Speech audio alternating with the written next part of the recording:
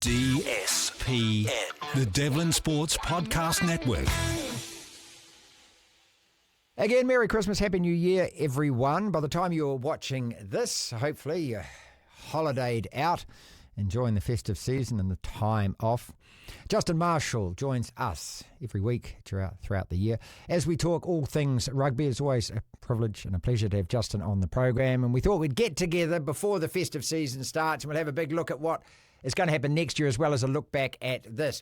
So, Marshy, you've just come back from that whole Northern Hemisphere tour and the South African experience as well, playing a bit of cricket. How good was it?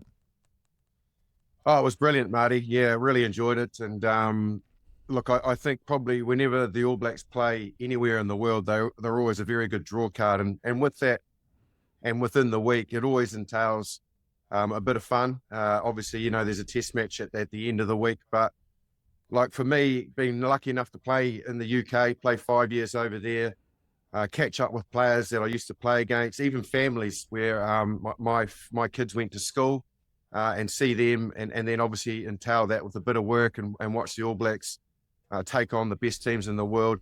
It's always enjoyable. I tell you what, the best thing was the weather was really mild. So usually in the summer in the pubs around the UK, you see people sprawling out into the street and drinking pints everywhere. Well, this was actually happening in November because it was so mild. So I got a bit of a taste of sort of a late summer as well, which was amazing.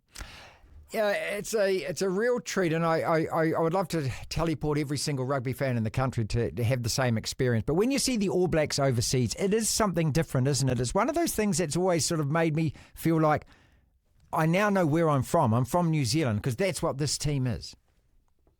Absolutely, it is, and they're a huge draw card. Look, the Springboks played.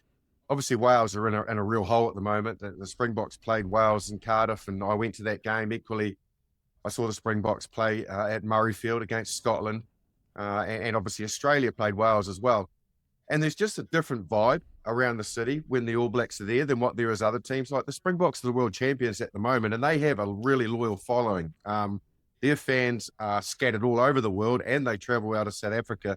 I remember that game pre-Rugby World Cup when the All Blacks played the Springboks at Twickenham. I was actually at that game as well. Mate, I reckon it was 70% South Africans that were there. It's scary, mate. They're very well followed. But the All Blacks, you know, when they roll into town, when they rolled into Dublin and London and Paris, you know, there's just this real intensity about the week, because even though they're not the number one team in the world at the moment, they're just the scalp everyone wants to get. Always. So they bring that level of expectation and excitement to a test week. And then obviously the stadiums are always full. Yep. You know, going back to my first point, I went to those other games where the Springboks and Wallabies were playing. The stadiums were three-quarter full, but not full. The All Blacks, you cannot find a seat anywhere. Well, since we're talking about them, you know, looking back at that season, 4 losses, as we've discussed all year, it's never, you know, you can never write that down as a great season for the All Blacks because of the number of losses. Scott Robertson, new coach, being cut a hell of a lot of slack here.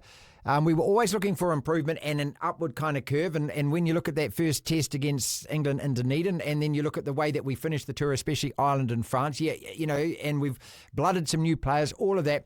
But your thoughts overall, when you look back at the season, did the All Blacks meet your expectations, yes or no? And where are we sitting right now? Initially, no. I felt that probably we were quite conservative, but that was probably Scott Robertson trying to find his balance and trying to find the players that were going to fit into the way that he wanted this team to eventually play.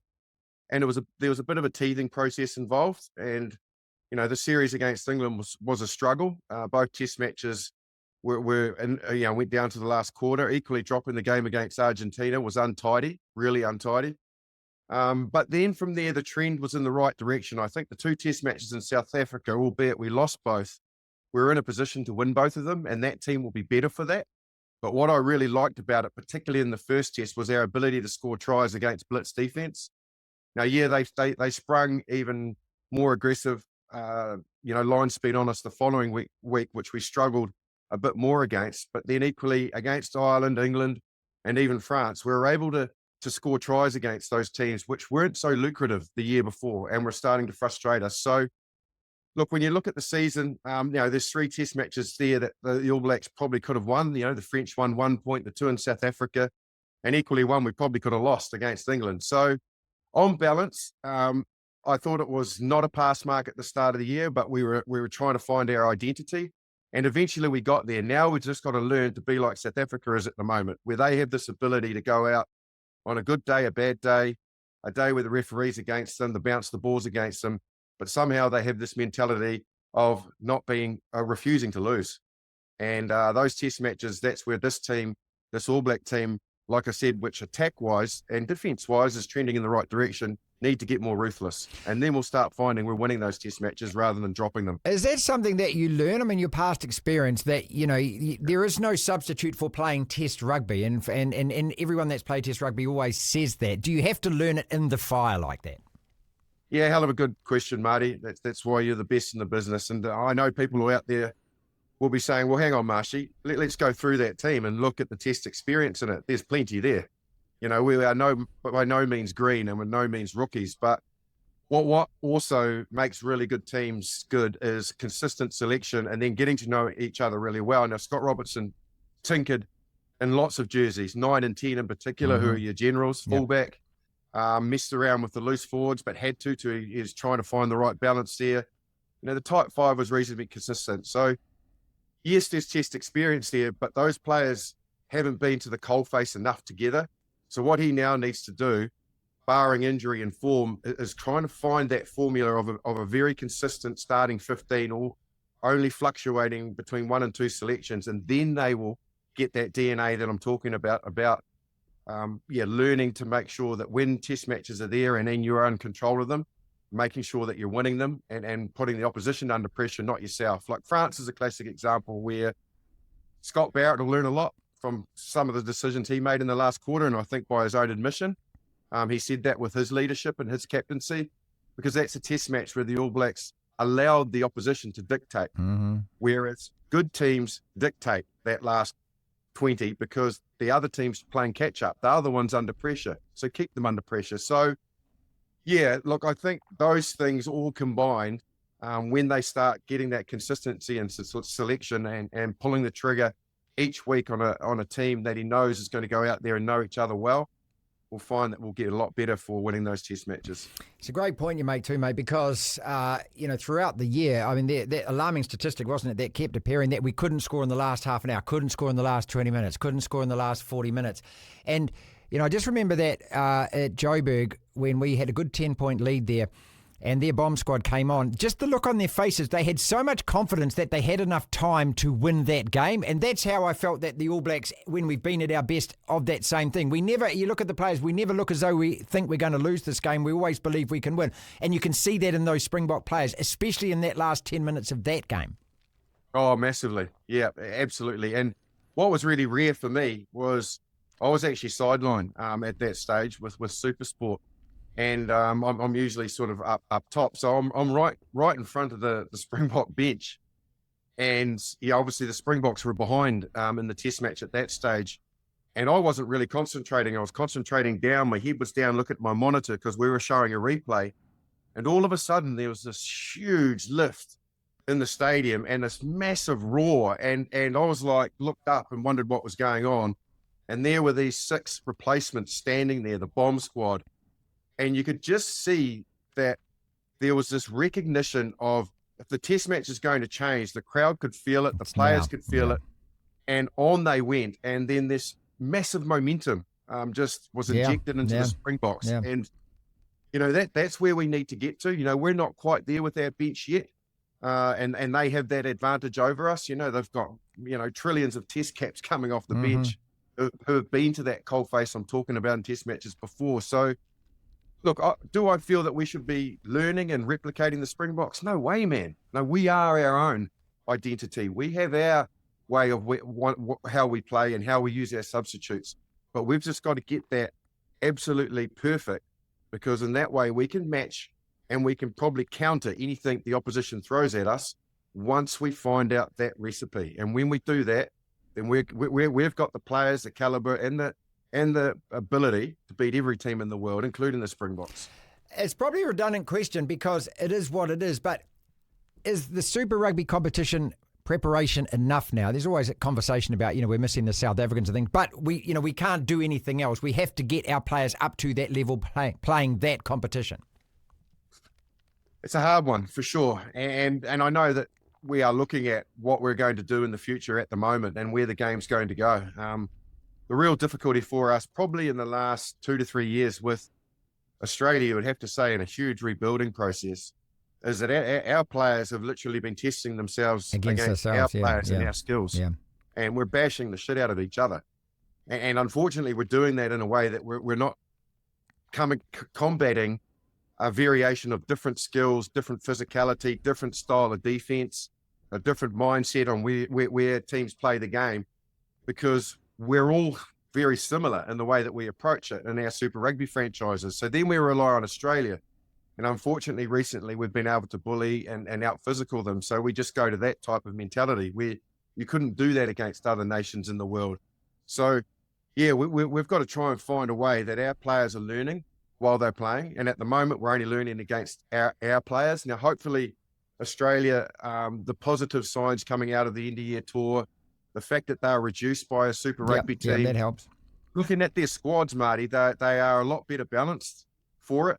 New South Wales look like they're going to be, the Waratahs look like they could be a handful next year. They've got some real good reinforcement. So it's going to be really interesting to see what sort of resistance and hopefully a lot of resistance they offer us, because we will get better for it.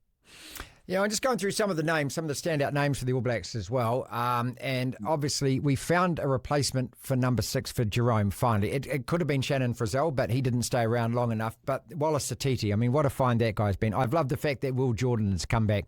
As you say, 9 and 10, we still haven't settled on that. We need to find another young first five who's going to come through over the next couple of years and perhaps look at 2027. Tupu Vai's got to get a mention. I mean, that guy at the start of the year, did you think, I didn't think he was going to be an international lock of that class, that, he's gone up a huge level. A front row, we seem to be got riches in the front row now, in all positions there. Loose forwards, obviously we've got Lakai coming in as well. We lose Sam Cane, but, we seem to be nice and tidy there as well. So when you put all that together, yeah, there's a lot to look forward to, isn't there? And then on the horizon is that Eden Park test against the bastards, mate. I mean, that Eden Park record as well. I mean, that's just what a ticket that is for next year, and what to look forward to for all rugby fans around the world, that match. Yeah, that's got Coldplay tickets written all over it, hasn't it? Yeah. Near on impossible to get because, obviously there's a huge South African contingent on the North Shore who will be absolutely wanting to go to see the world champions on our soil, because they didn't last year. And they've got 2 test matches here back to back. But equally, you've got the Eden Park factor, which everybody is very well aware of, the All Blacks fortress. And you've got the Springboks rolling into town, who have had the wood on us, and what is it, 5 in a row, 4 in a row? Yeah, 4 in a row, yeah. Yeah, absolutely. So, what a massive draw card that is. And I'm sure that everybody will be wanting to be there and see it live and get their hands on a ticket. And like you say, there's plenty to be positive about the All Blacks and the direction that the All Blacks are going in. There's a few positions that are still up for debate, like who is on the other wing from Caleb Clark. He tried Sevu Reece. Will Jordan's had a go. Mark Talia's had a dig.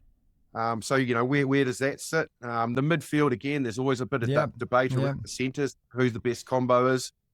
And again, then you've got this, this group of people out there, and probably I'm in amongst that, wondering whether or not our best number 8 is playing on the blind side and our best open side's playing at number 8. But, when we work out a few of those things, the rest of it, as you're very well alluded to, is massively positive. And with great depth. So, that's obviously a huge draw card. Who knows what the French are going to get up to? What's preparation the All Blacks? Well, let's remember that they went to Argentina with the B team as well and won a test over there this year. So that's not chopped liver itself. It's a shame to me that can't be figured out, that we can't arrange another week, or that the conversations can't be had. It's frustrating as hell, isn't it? Because you talk about the All Blacks being such a draw card. I mean, this is international rugby. Come on, France. Do us a favour here. Yeah, no, absolutely. At the end of the day, if you want to, do a lap around the field after beating the All Blacks in the last 2 times that we've been in Paris, if you want to have basically 85,000 people at your stadium, I was there. What an atmosphere! What a stadium! What a couple of test matches the All Blacks have played there recently. then give us that opportunity to replicate that. Send your number one team and come and try and beat us in our own backyard. Go on. Just get your bloody your mantra out there and show that you're here to basically give us back what we give you when we go. We don't send our B team to play you at the end of the year because our players are tired. Mm-hmm. We send over our team to knock you over in your own backyard. Now try and actually see it from our perspective that we want to have that environment. We want to have that feeling for our fans, for our people to see France with their number one team coming over here and taking us on. And if you don't do that, you're doing the game an injustice because you're not treating it with respect because we do. We treat you with respect. And I feel that if the French were to use the excuse of a long season and their players are tired, well, that's just piss poor because we're exactly the same when we have to go in November, but we front. And if they don't, then, it goes to show that we have a little bit more pride about us in the terms of what we feel international rugby should be, and the players respect it. Well, we're gonna wrap it up with just some thoughts about next year. But before you do, when you're just mentioning tired, I mean, I thought about this, weeks ago, and but it does confuse me that Geordie Barrett, after the year that he's had, if Geordie was playing for the Hurricanes, he would be on compulsory rest now. He'd be coming back late for Super Rugby. He wouldn't be able to play. Yet here he's happily turning out every week for Leinster. And you've said this all year to me, mate, that look, if the players want to play, let them play. I just think that there's too much sports stats and too much sports science in this. We talked about this a little bit earlier, you and me, that, you've got to go to the coalface. You've got to play these games. You've got to understand that, there is going to be times where it isn't good and the rugby's awful and the scoreline's not great and you're frustrated, but you need to continue to do that on field as opposed to talking about it off field. Yes, you do. And what Geordie Barrett will be experiencing is something he's never had in his rugby career. He'll be really refreshed by it. The fact that he's putting a different jersey on in a different environment, in a different country, with a different crowd and teammates that he's never played with before. It'll be hugely revitalizing for him. And then, off the back of that, he'll be learning new skills. No doubt about it. Defensively, he'll be defending a different way.